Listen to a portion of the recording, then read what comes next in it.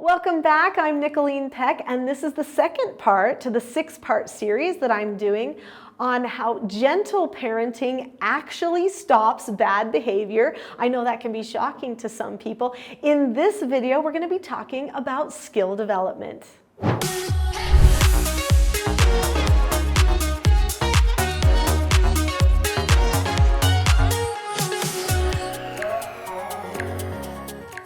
In this video, we're going to spend a little minute talking about gentle parenting and self-government to make sure we're all on the same page. And then we're going to talk about skills and what type of self-government skills will actually help you achieve your gentle parenting goals.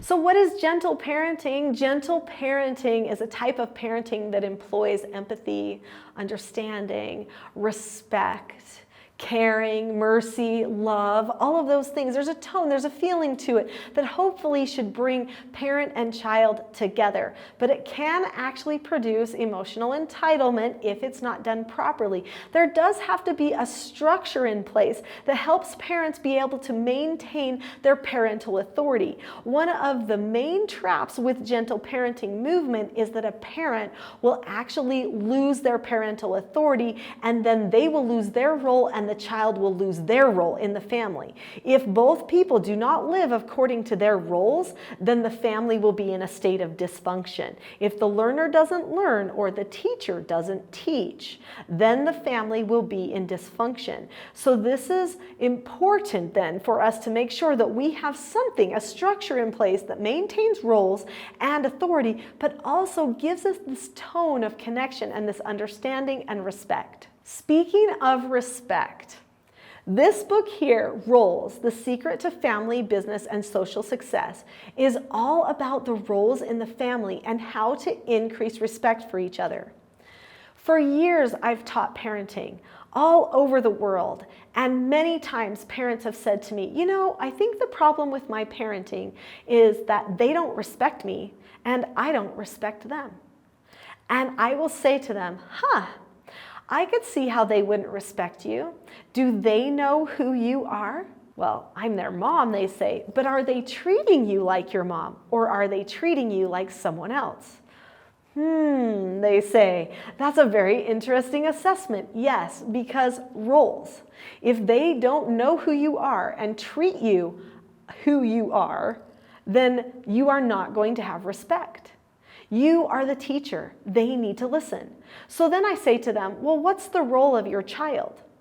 Well, I don't know. I guess they're a learner. They're a child, so they're learning. That's right. They're a learner. So are they always willing to learn?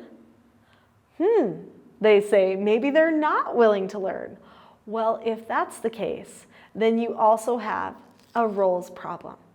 So this book, Roles, is a really great book at helping understand who you are in the family so that you don't fall into those types of dysfunctional moments where people are not teaching or learning when they should be. But then how do you do all of that teaching and learning without having any hard feelings? Let's talk about that. All the things that we are going to talk about related to skill development are contained in this book, Parenting a House United. And if you joined me in the last class, you know that right now I am willing to give anybody who does this training this book for free. This is rare. I've never done this before. I've been guarding this book for years. I wrote it back in 2009. This is the second edition, which is much better than the first, if you have the first. This one came out in 2022. This book has sold thousands and thousands, hundreds of thousands of copies at this point. It is a best-selling book, and it is a book that I want everybody in the world to have. So I'm willing to give it to you for free. There is a link in the description below this video. Be sure to click on that at some point, either during or after this video, so that you can get your copy for free. I will give it to you for free, plus a little cost for the shipping, because I can't pay shipping for everybody, especially because people live in all kinds of different places. But I will pay for the book for you, so I hope you enjoy it. All right, let's talk skills. There are 4 basic skills that take care of 99% of behavioral problems. And if you teach them to your children ahead of time, You will have less problems. Now, this doesn't mean that they'll be perfect. We always need to be open to correcting situations. A truly gentle parent says to themselves, I'm going to have to correct things. That's okay. That's my job.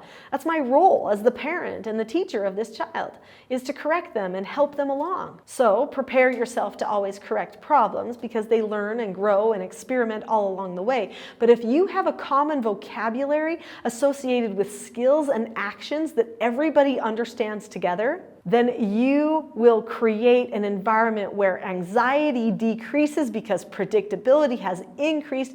Everyone will understand what's going on with the parenting. You can correct a child, even follow through with a consequence, and people will not feel like they've been personally attacked. Now, I have to put a little caveat in here.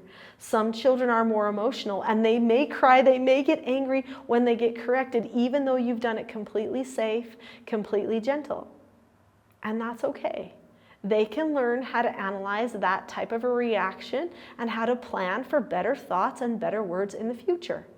You don't have to take it personal. Just because a child cries does not mean you did it wrong. In fact, sometimes it just means they're learning the next lesson, which is how to accept a consequence, which is one of the 4 basic skills. So these books each teach one of the 4 basic skills.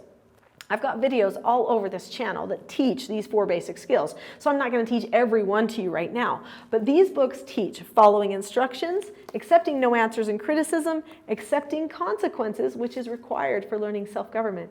If you never get the opportunity to accept a consequence, then everything in your life has just happened to you, and you never got to take responsibility for any of it. That's actually kind of bad.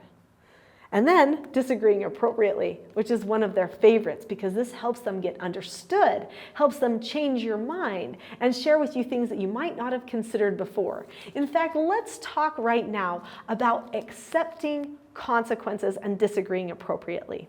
So let's talk about accepting consequences.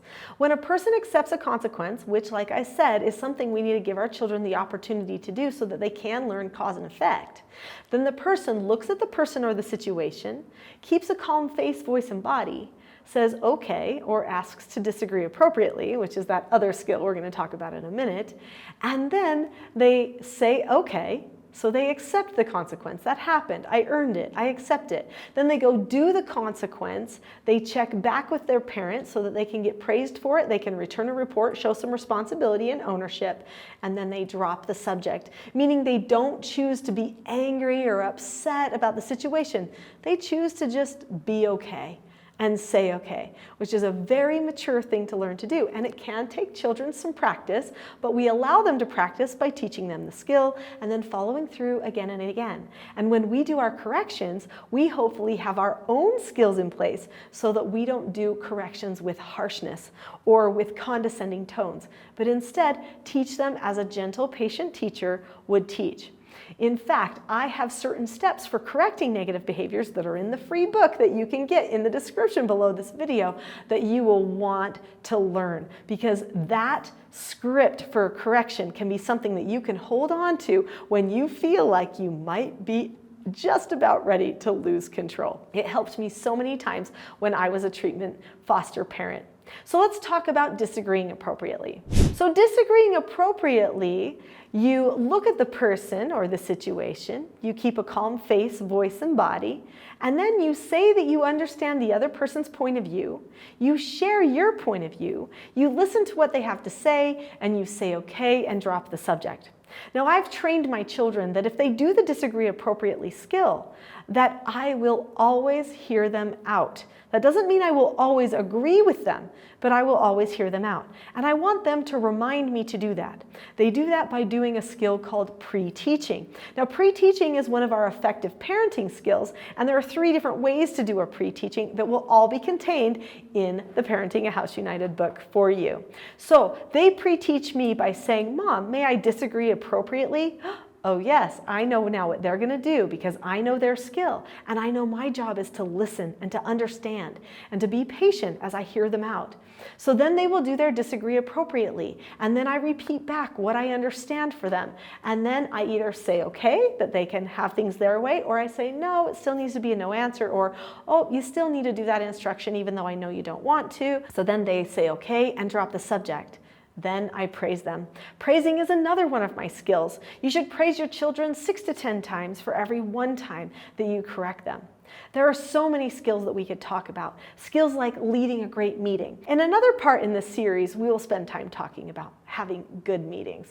So remember that free book? Don't forget to click in the description below this video to get your free book. And join me for tomorrow's class where we talk more about pre-teaching and go into some of the nuts and bolts for leading a great meeting.